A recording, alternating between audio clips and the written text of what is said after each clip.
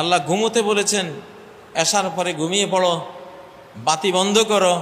আপনি ঘুমানে 1টা বাজে, বাতি জ্বলে, বাতি জ্বালিয়ে ঘুমান। ক্যান্সার হয়ে গেছে, বাতি জ্বালিয়ে ঘুমালে ক্যান্সারের ঝুঁকি, ক্যান্সার হয়েছে।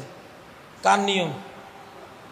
অন্ধকারে ঘুমালে ডিপ স্লিপ হয়, গভীর ঘুম হয়, ব্রেইন থেকে মেলাটোনিন একটা হরমোন বের হয়। চোখ যখন ব্রেইনকে বলে যে হ্যাঁ অন্ধকার হয়েছে, ঘুমের পরিবেশ হয়েছে, তখন সাথে সাথে ব্রেইন রক্তের মধ্যে মেলাটোনিন ক্যান্সারের ওষুধ ছেড়ে দেয়। আমাদের এই দেহটাই একটা কারখানা, ওষুধ তৈরির কারখানা, বিশাল কারখানা। সবই তৈরি হয়, বিষ তৈরি হয়, আবার ওষুধও তৈরি হয়, ওষুধও তৈরি হয়। বিশ্বাস, আপনি যদি কঠিনভাবে বিশ্বাস করেন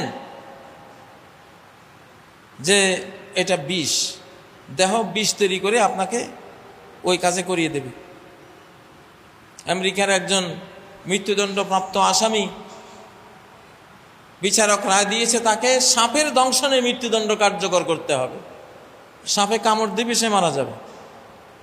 সাপ এনে তাকে কামড় খাওয়াতে হবে, ওইভাবে তাকে মারা হবে, মৃত্যুদণ্ড কার্যকর করা হবে। যেদিন তার মৃত্যুদণ্ড কার্যকর হবে সেদিন তার চক্ষু বন্ধ করা হলো। বন্ধ করে একটা পিন, ছোট্ট একটা পিন দিয়া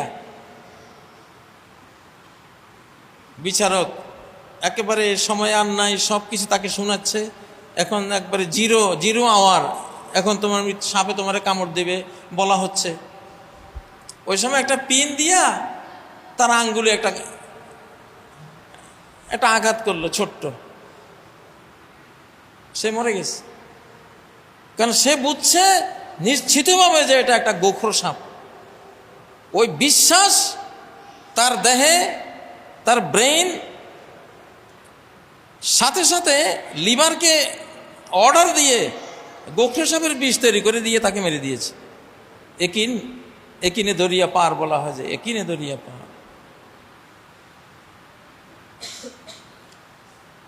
আর যদি সে প্রবলভাবে বিশ্বাস করত যে আমার কিছুই হবে না, কিসের সাপটাপ, ঠিকই হয়তো রেজাল্ট তার উল্টে আসতো, তার হায়াত থাকলে। হায়াত নাই, সে মরে গেছে।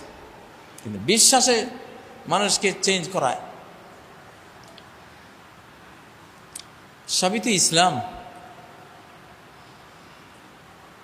জন্ম নিয়েছি আল্লাহর নিয়মে, মারা যাব কার নিয়মে? আল্লাহর নিয়মে। পুরুষ মানুষের দাড়ি উঠে, মহিলা